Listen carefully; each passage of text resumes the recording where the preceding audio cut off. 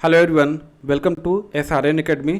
तो आज की इस वीडियो में मैं डिस्कस करूंगा NCF 2005 कि आपका NCF 2005 है क्या, और वन अधिकार अधिनियम 2007 के बारे में देखेंगे, और NCERT के इम्पोर्टेंट पॉइंट के बारे में जानेंगे कि आपको इम्पोर्टेंट क्या क्या पॉइंट है जो आपके ABS सेक्शन में पूछा जाता है। ध्यान रखना, तो ये सारे पॉइंट को आज मैं इस क्लास में डिस्कस करूँगा। ध्यान रखना।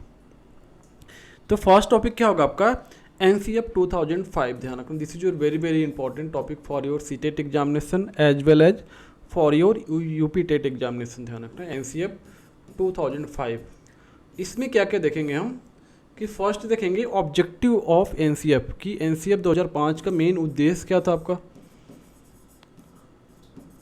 ऑब्जेक्टिव ऑफ NCF, ठीक है, प्लस इसका फुल फॉर्म क्या होता है आपका NCF का, इसको क्या बोलते हैं, नेशनल करिकुलम फ्रेमवर्क।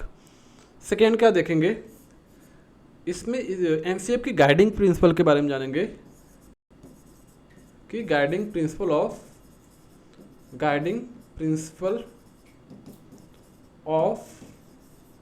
NCF। ध्यान रखना, इन सारे पॉइंट के बारे में देखेंगे कि इसका ऑब्जेक्टिव क्या था। NCF नेशनल करिकुलम फ्रेमवर्क 2005 का मेन ऑब्जेक्टिव क्या था, और अभी तक कितने आपके NCF आए हैं, ये सारी चीज़ें देखेंगे। और NCF को किसने पब्लिश किया था, ये भी सारे पॉइंट इस लेक्चर में देखेंगे। तो ये आपका topic NCF very very important है फॉर ऑल गवर्नमेंट एग्जाम। ध्यान रखना, कोई भी हो गया आपका, UP टेट हो गया, STET हो गया, अदर स्टेट हो गया आपका, अदर स्टेट का टेट हो गया आपका, हर एक स्टेट के टेट में क्या होता है, NCF 2005 से क्वेश्चन आता ही आता है आपका, ठीक है। तो ये सारे पॉइंट देखेंगे, जो भी यहाँ पे पॉइंट आपके मेंशन है one by one, in point के बारे में डिटेल में जानेंगे हम, जो भी यहाँ पे पॉइंट मेंशन आपका, ठीक है। तो लेक्चर स्टार्ट करते हैं।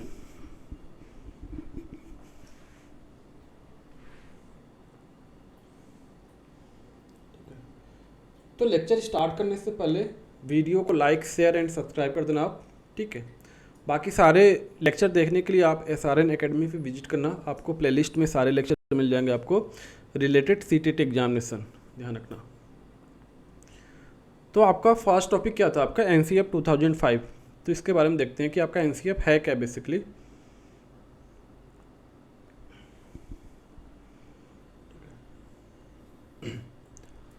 तो we talk about the NCF क्या है आपका, तो पहले आपको पता होना चाहिए what is the full form of the NCF का फुल फॉर्म क्या होता है आपका।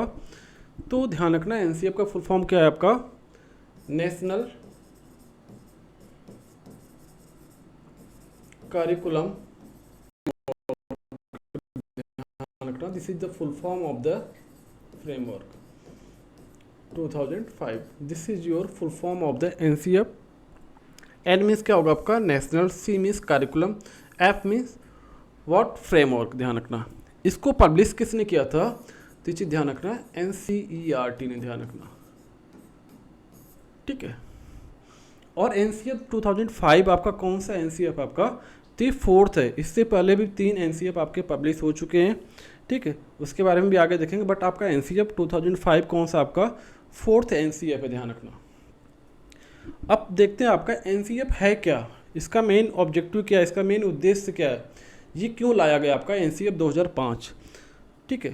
तो देखते हो फर्स्ट पॉइंट क्या आपका कि बालकों को क्या और क्यों और कैसे पढ़ाया जाए, ये कौन बताता आपका NCF 2005 बताता। ध्यान रखना कि राष्ट्रीय पाठ्यचर्या 2005 means national curriculum framework, this is the full form, अभी बताया मैंने आपको, ठीक है।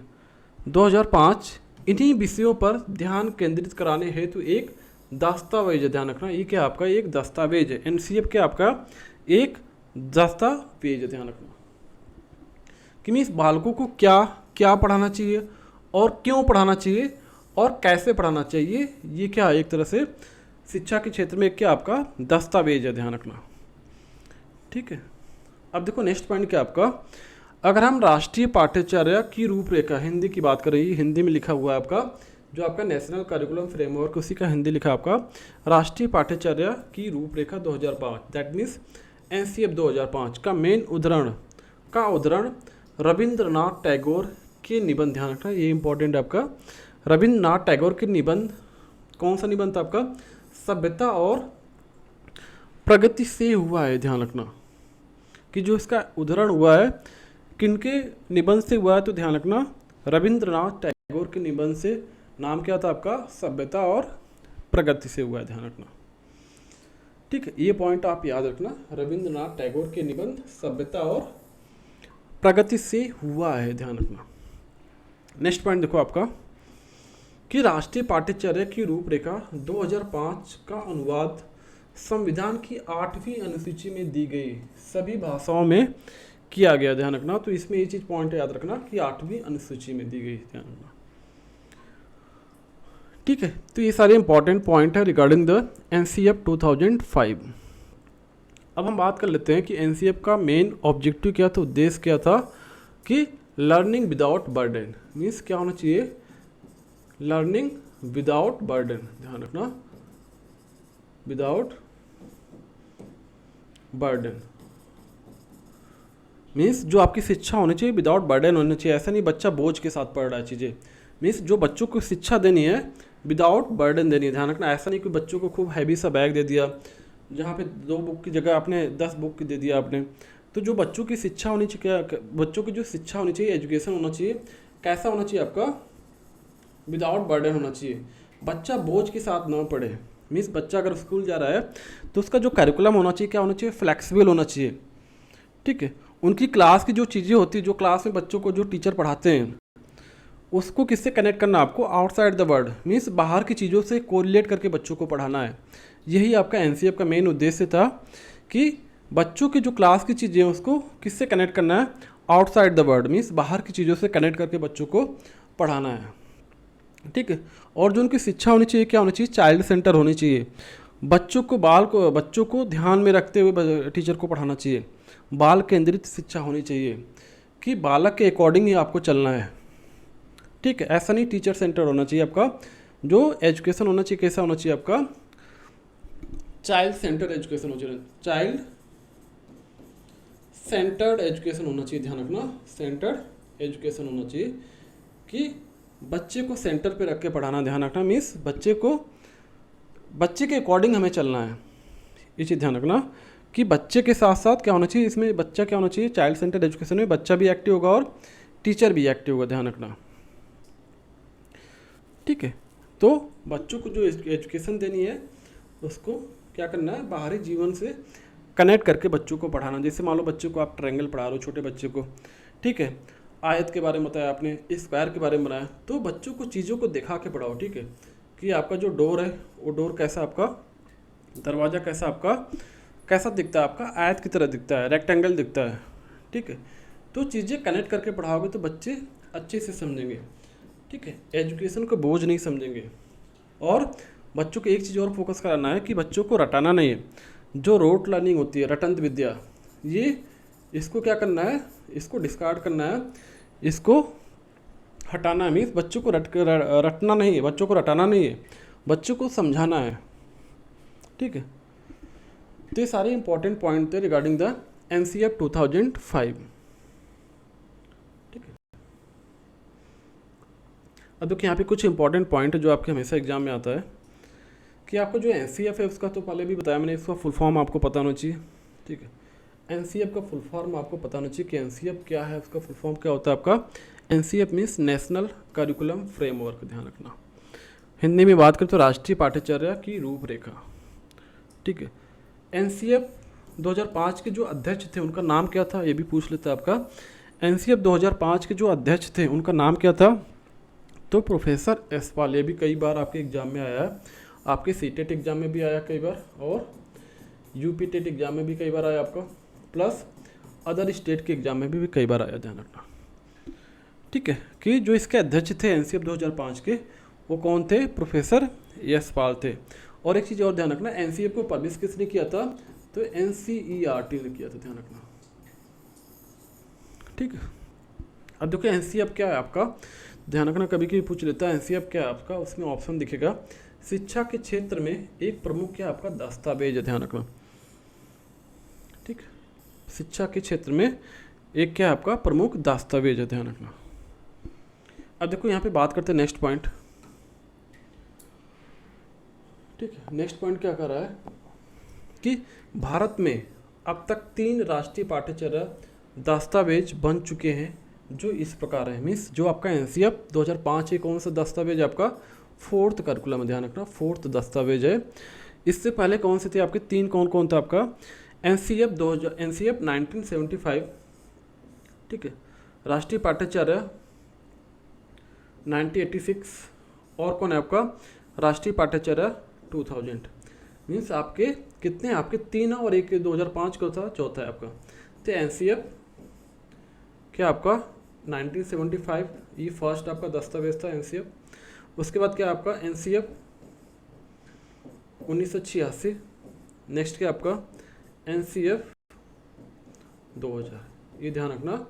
ये आपके 3 दस्तावेज, और चौथा कौन सा आपका एनसीएफ 2005, ये ध्यान रखना, ये आप याद रखना। फर्स्ट क्या था आपका, कब पब्लिश हुआ था आपका 1975 में हुआ था आपका, ठीक है। सेकेंड कब हुआ था आपका 1986 में हुआ था।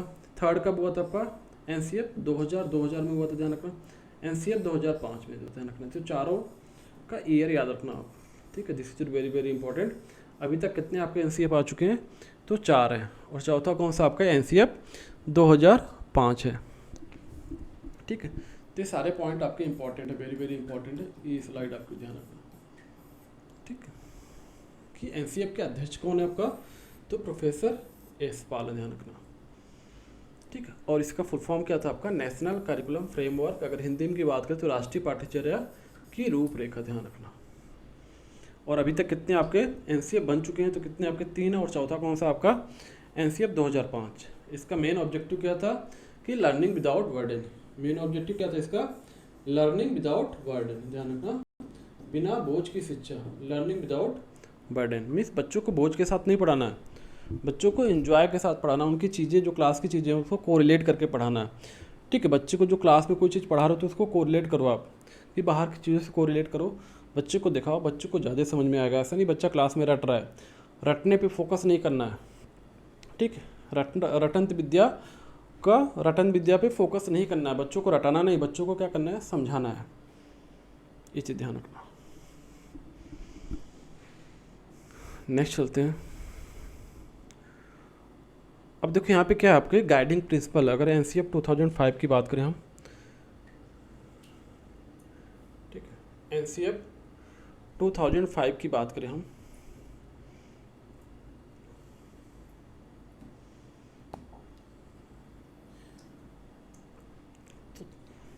तो क्या आपका एनसीएफ 2005 के 5 मार्गदर्शक सिद्धांत क्या है, दैट मीन्स 5 गाइडिंग प्रिंसिपल क्या आपके, 5 गाइडिंग प्रिंसिपल क्या आपके,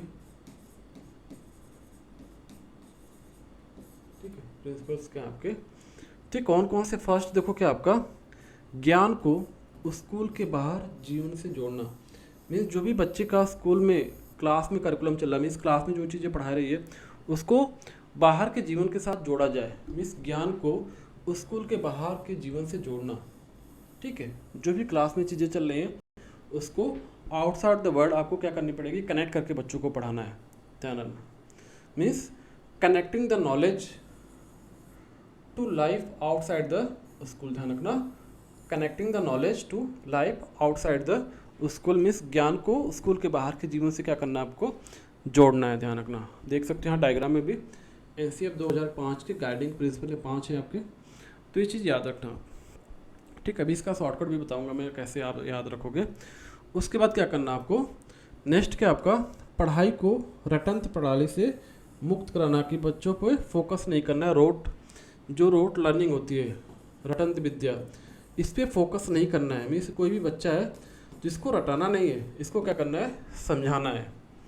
मीन्स रटंत विद्या को फोकस नहीं करना है, इस प्रणाली से इसको मुक्त कराना है, कि पढ़ाई को रटंत प्रणाली से मुक्त कराना है, ये इसका गाइडिंग प्रिंसिपल है, ध्यान रखना।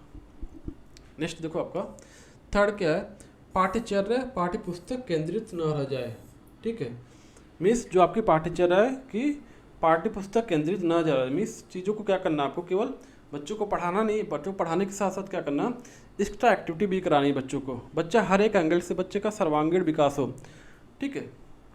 बच्चे का क्या होना चाहिए, आपका सर्वांगीण विकास होना चाहिए, बच्चे का ऑलराउंड डेवलपमेंट होना चाहिए, बच्चा हर एक एंगल से डेवलप होना चाहिए आपका, ठीक है। कि ऐसा नहीं केवल बच्चा केवल एक फील्ड में एक्टिव है, बच्चे को क्या करना है, हर एक फील्ड में एक्टिव कराना है, ठीक है। या तो आपका एजुकेशन की बात करें, ठीक है, क्लास की बात करें, क्लास के साथ साथ क्या करनी है आपको, स्पोर्ट एक्टिविटी होती है, जितने भी आपके इवेंट होते हैं, हर एक चीज़ में बच्चे को क्या करना है, पार्टिसिपेट दिलाना है, पार्टिसिपेट करना है, ठीक है।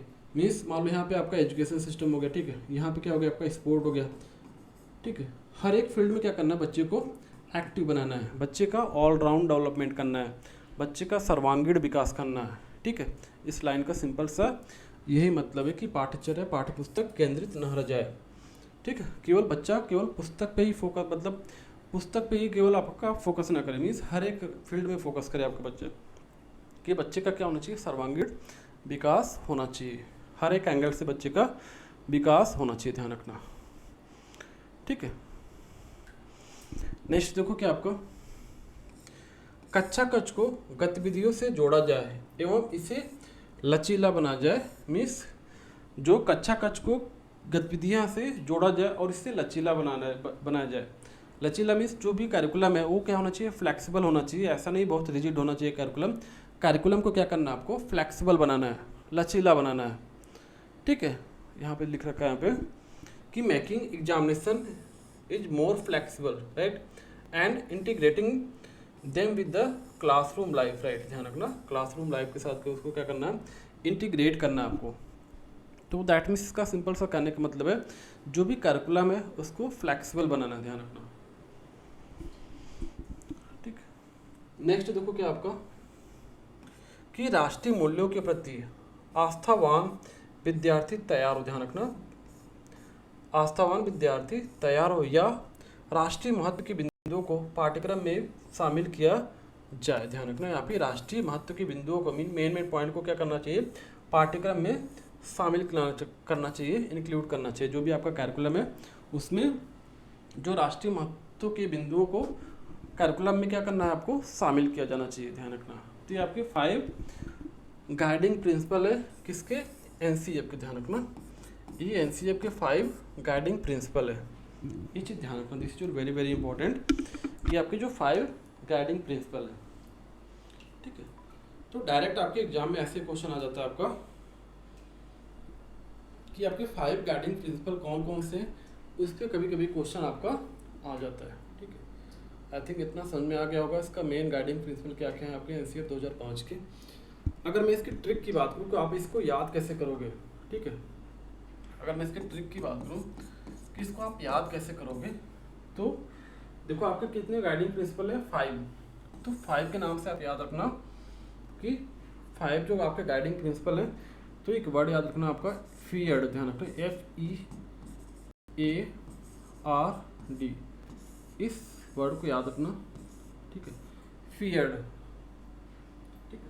अब देखो फीयर्ड मीन्स क्या होगा, आपका जो आपके 5 गाइडिंग प्रिंसिपल है इसी पे बेस है, तो ये फीयर्ड आप याद रखना। फीयर्ड मीन्स क्या होगा, F मीन्स क्या होना चाहिए आपका, F मीन्स क्या, आपका जो कैरिकुलम होना चाहिए कैसा होना चाहिए, आपका फ्लेक्सिबल होना चाहिए, ध्यान रखना, फ्लेक्सिबल होना चाहिए, फ्लेक्सिबिलिटी होनी चाहिए। एक मिनट,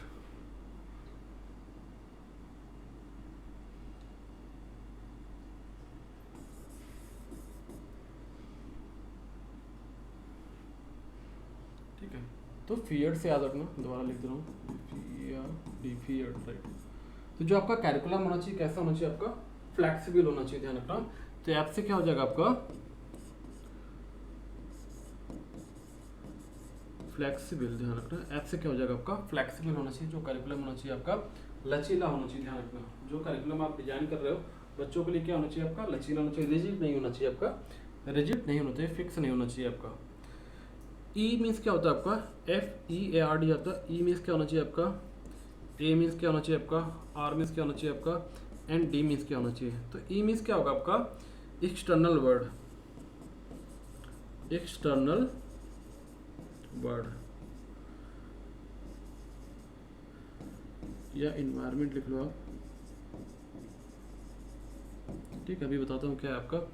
ए मीन्स क्या होगा आपका, बच्चे का क्या होना चाहिए, आपका ऑल राउंड डेवलपमेंट होना चाहिए, ऑल राउंड डेवलपमेंट होना चाहिए आपका।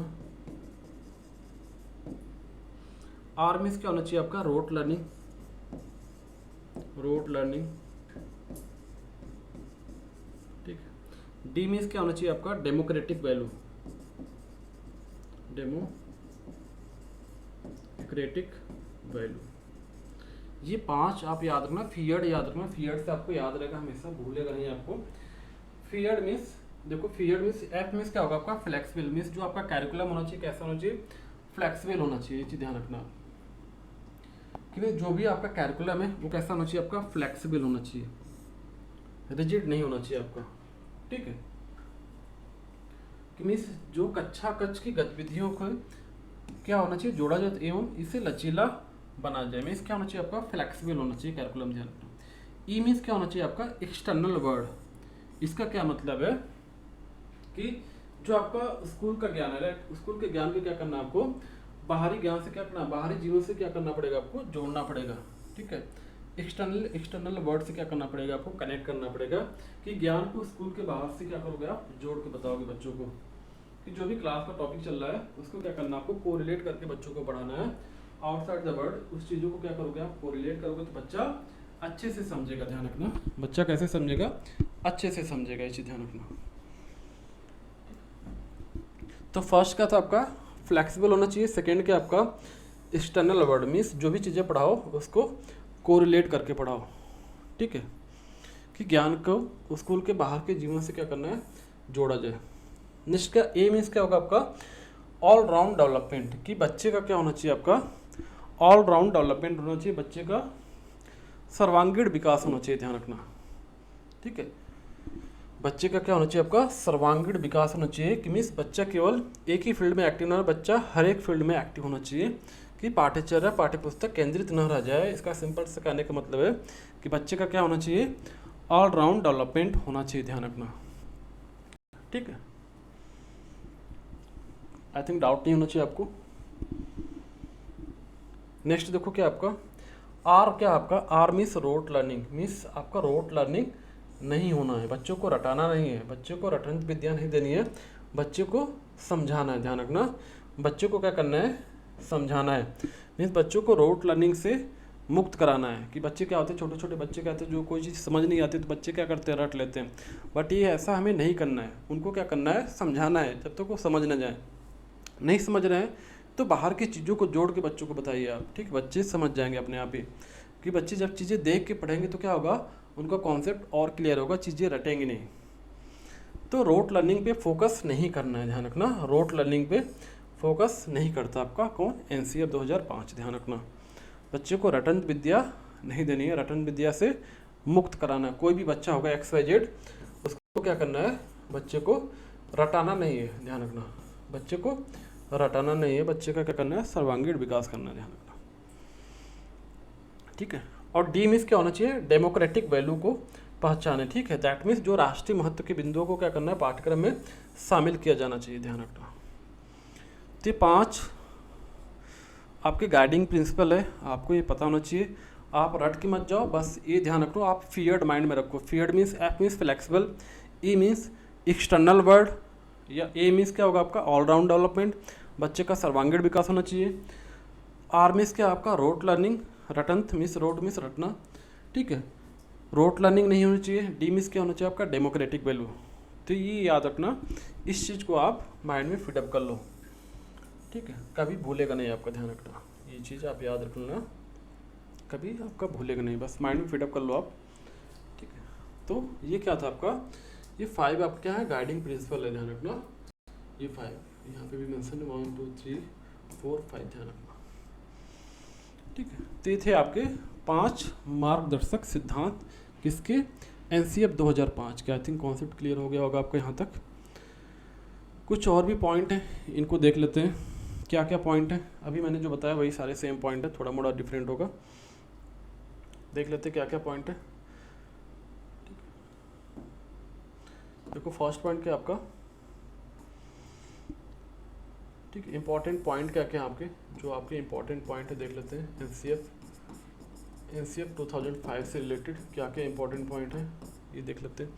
एनसीएफ 2005 का मुख्य उद्देश्य भी बताया मैंने। इसका मेन ऑब्जेक्टिव क्या है, मुख्य उद्देश्य क्या आपका, जीवन और ज्ञान के मध्य की दूरी को क्या करना है, कम करना।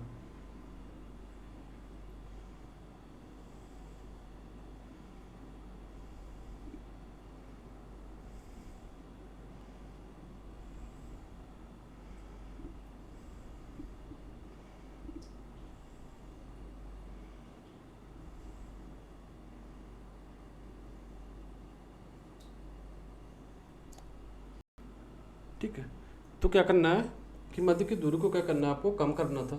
इस प्रक्रिया में बच्चे के विद्यालय जीवन को बाहरी जीवन से क्या करना, आपको जोड़ना चाहिए। मीन्स जो भी बच्चे का विद्यालय जीवन को क्या करना, आपको आउटसाइड द वर्ल्ड आपको क्या करना, कनेक्ट करना चाहिए। नेक्स्ट पॉइंट देखते हैं आपका कि एनसीएफ 2005 को प्राथमिक शिक्षा में लागू किया गया। ध्यान रखना, ये कहाँ पे लागू किया गया था, आपका प्राइमरी एजुकेशन में। इस अधिनियम प्रक्रिया के माध्यम से विद्यार्थियों को रटने की प्रणाली से मुक्त कराना था। मीन्स रोट लर्निंग से बच्चों को क्या करना है, मुक्त करना था। कि रटन विद्या को क्या करना है, इग्नोर, रटन विद्या को क्या करना है, इसको मुक्त करना है। ध्यान रखना, मीन्स रोट लर्निंग को बढ़ावा नहीं देना, रोट लर्निंग खत्म करनी है, ताकि विद्यार्थी का चहुमुखी विकास हो। मीन्स ऑलराउंड डेवलपमेंट, यहाँ चहुमुखी मतलब ऑलराउंड डेवलपमेंट बच्चे का होना चाहिए। ध्यान रखना, सिंपल से इसका मतलब है चहुमुखी मतलब बच्चे का क्या होना चाहिए, ऑलराउंड डेवलपमेंट होना चाहिए।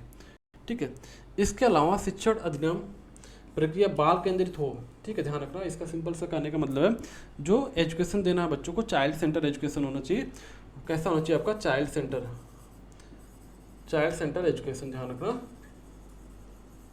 एजुकेशन कैसा होना चाहिए आपका, चाइल्ड सेंटर होना चाहिए, बाल केंद्रित होना चाहिए, या लर्नर सेंटर एजुकेशन होना चाहिए, बाल केंद्रित शिक्षा होना चाहिए। मीन्स बच्चे को सेंटर पे रख के बच्चों को हमें पढ़ाना है। मीन्स बच्चे के अकॉर्डिंग चलना है हमें, ऐसा नहीं टीचर सेंटर की। टीचर सेंटर में क्या होता है, टीचर अपने अकॉर्डिंग बच्चे को बता के चला जाता है, डिपेंड नहीं करता है कि आपका कि बच्चे को समझ में आ रही चीज़ें कि नहीं, उसको बोलते हैं टीचर सेंटर। मीन्स टीचर अपने अकॉर्डिंग चलेगा। बट अगर हम चाइल्ड सेंटर की बात करें तो चाइल्ड को देखते हुए हमें अपने अकॉर्डिंग, उसके अकॉर्डिंग हमें चलना पड़ेगा कि चाइल्ड भी क्या होगा आपका, एक्टिव होगा, और टीचर भी क्या होगा आपका, एक्टिव होगा। ध्यान रखना, ठीक है, ध्यान रखना। तो हमारा एजुकेशन सिस्टम कैसा होना चाहिए, चाइल्ड सेंटर होना चाहिए।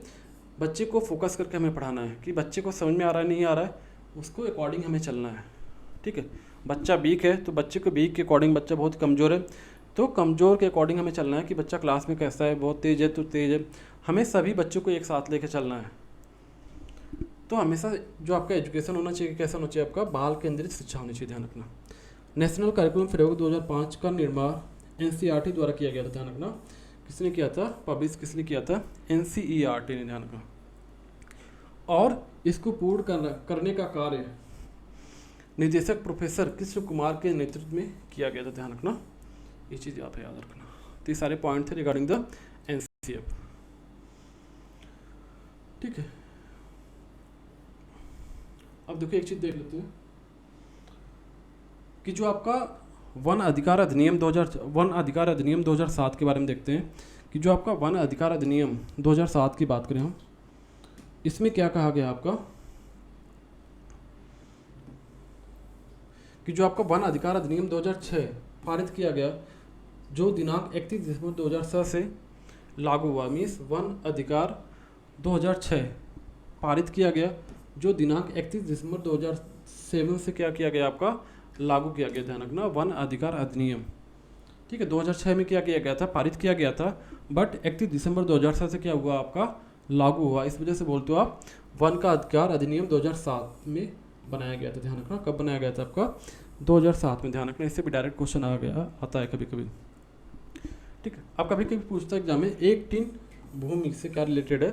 तो देखो, जिस भूमि पर हम एक टिन बीज उगाते हैं उसे हम क्या बोलते हैं, एक टिन भूमि कहते हैं। ध्यान रखना, कभी कभी आपके एग्जाम में डायरेक्ट क्वेश्चन आता है कि एक टिन भूमि क्या है आपका। तो जिस भूमि पर हम एक टिन बीज उगाते हैं उसका नाम क्या होता है आपका, एक टिन भूमि कहते हैं। ध्यान रखना, this is very very important, direct question कई बार आया आपका ये पॉइंट। ठीक है, कि एक टिन भूमि क्या होती है, तो जिस भूमि पर हम एक टिन बीज उगाते हैं उसका नाम क्या होता है आपका, एक टिन भूमि। ध्यान रखना। अब देखो, जंगल अधिकार कानून 2007 क्या कहता है आपका, ठीक, ये वेरी वेरी इंपॉर्टेंट आपका। तो जंगल अधिकार कानून 2007 क्या कहता है? यह कानून आदिवासियों को जंगल पर उनका हक दिलाता है, ध्यान रखना, हक दिलाता है। जो लोग कम से कम, ये याद रखना, 25 साल से जंगल में रह रहे हैं, उनका वहाँ की जंगल और वहाँ पैदा होने वाली चीज़ों पर उनका क्या है? राइट्स है, हक है।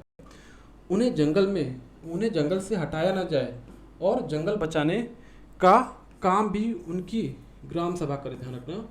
जो भी कम से कम 25 साल से उस जंगल में रह रहे हैं तो उनकी राइट्स हैं कि वहाँ की चीज़ें वो यूज कर सकते हैं, ठीक है, उनका वो राइट है कि जंगल में जो भी फल पौधे उग रहे हैं उनसे जो भी उनको चीज़ें मिल रही हैं उनका वो राइट्स है कि वो उसको यूज करें।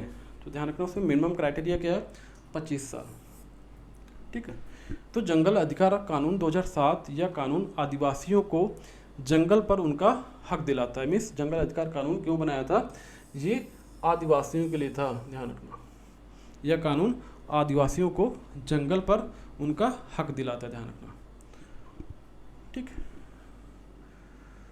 ये सारे पॉइंट थे।